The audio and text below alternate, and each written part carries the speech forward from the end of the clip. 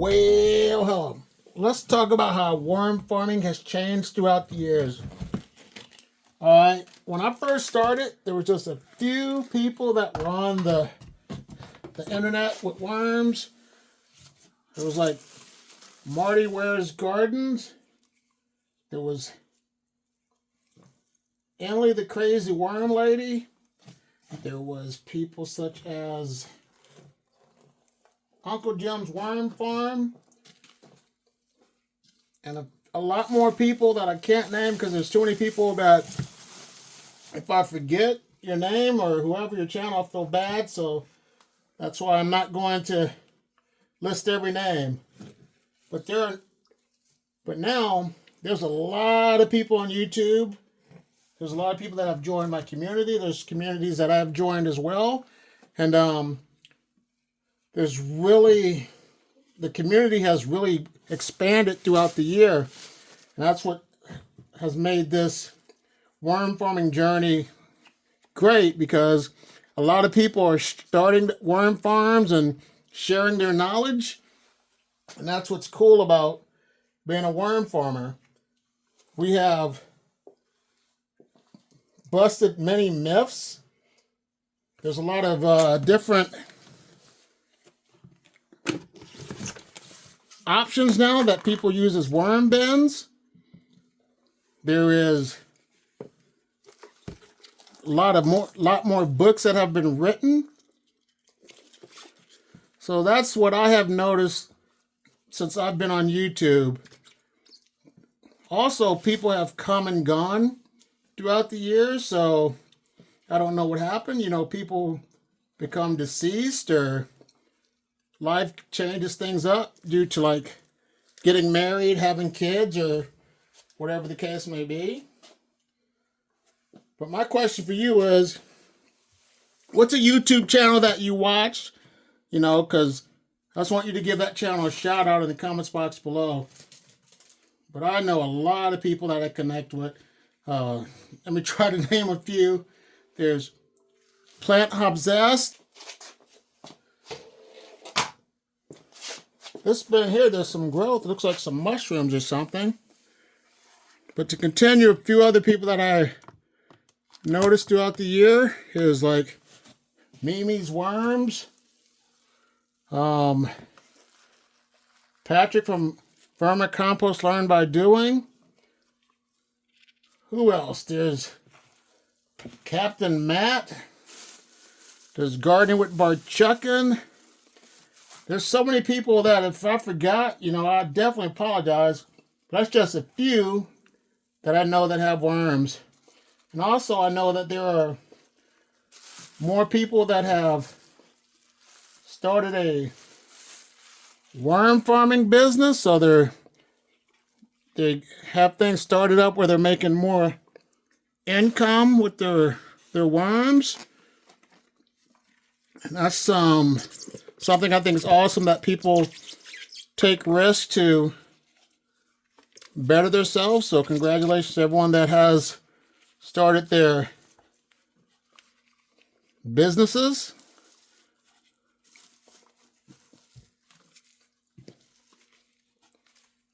And the thing I like about it too is it's easy to do. The main thing is that we don't overthink it. And like the old saying says, kiss, if you keep it simple, you're going to be successful with your worm farm. I'm going to give these are my European night crawlers. I'm going to give them some worm chow too. But there's sprouts in here because I put things in here with seeds, so that's why you see sprouts inside my bin. But once you pull the sprouts up and put them back in, the worms will eat the sprouts. So the main thing is to always try to cover up your worm farm, because that helps you to keep some of the pests out of your worm bins, especially fruit flies.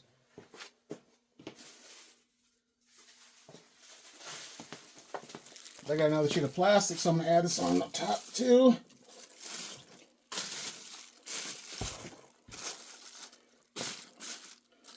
So there they go. They're good for now. Let's look at this other worm bin with Euros. Or the Euros. And what I noticed too with worm farming is that people like me that started a little bit later compared to the OGs is that we're not scared to let you know our mistakes. So that way we can help you to not make the same mistakes that we did, so you can have a successful worm bin. So if you haven't already, subscribed to my channel, because there's plenty of information that I offer, and there's other people that make YouTube videos too that can share their knowledge. But I have a library with, I'd say, with over 800 videos easily. So if you're looking for something in particular, a certain topic such as what to feed them or how many worms does it take to multiply, just click that in, you know, AJ's Green Topics. You're here, so you'll be in the right place. So let me give these worms some worm chow. But I want you to definitely put in the comments box other channels that you have connected with that you like to watch, because there's no haterade here. And the thing that's crazy now is we're probably connected to the same YouTubers. So yeah, leave it in the comments box below, because I'd love to hear who you enjoy watching. You know, we all do things differently, but the main thing is to help you become successful with your worm farming journey. But that is the Euros. I'm going to look at the mixed worm bin, the diversity and inclusion worm bin. We also came to the conclusion that you're able to mix different species of worms in the same worm bin, because worms will not reproduce with other species of worms. So that's a myth that we have concluded that is busted. This one's going to be a little bit more moisture, looks like, but I'm going to just fluff it up and turn it over and aerate it so the worms can get through there easily. But the main thing is the worms eat the food and make the castings, and that goes into your garden. So that's why people like to worm farm, because there are great benefits to making your own worm castings, the fertilizer for your garden beds. But this one's not bad. I'm going to just add some food in there.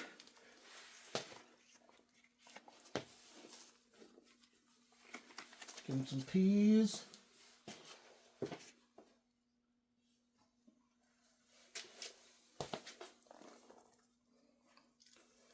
And I like this too because I use one worm bin, and I'm good with that. I don't have to have like 2 totes anymore. I like the one bin system, so you don't have to use 2 totes. So that's a myth that we looked into and debunked. You got to have air holes in your worm bin. So that's another thing that we figured out. Every worm bin's not the same. You make it to what you want, but as long as you have a healthy environment, you're not going to have problems with your worms trying to escape the worm bins.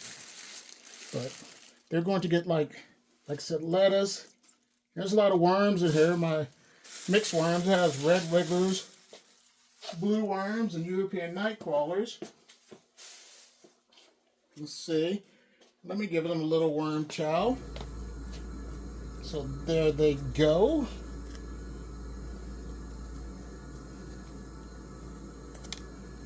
Everyone makes worm chow differently, so you don't have to go out and buy it from retail stores anymore, because you got the opportunity to make your own with just a few ingredients. So that way you can save money. My worm chow works for me. Your worm chow might work for you. So that's what makes the world go around, because we're all different. We all come up with different things. But the main thing is, if our worm bins are thriving, we're a huge success. And now this is the best thing coming up, what I like about worm farming changing throughout the year. Now, what I like most about worm farming, how it's changed throughout the years, is if you pay for a bin of pure red wigglers, you get pure red wigglers. And that's what I like. You won't be disappointed. You shouldn't be disappointed. You should pay for what you asked for. But now, like I said, there are plenty of opportunities to have a bin of pure red wiggler worms. And this is my pure red wiggler worms. I got these from Mimi's Worms. She's an honest vendor, so if you're interested, there's some links in the description box below. But there's also other people that sell pure red wigglers. But I know for a fact Mimi's Worms is one of the people that will give you 100% pure red wigglers. And now, if you watched it this long, if you sell 100 pure red wigglers, please leave in the comments box below. That's a few things that I learned throughout the years, how worm farming has changed. If there's anything that you know that has changed, leave in the comments box below.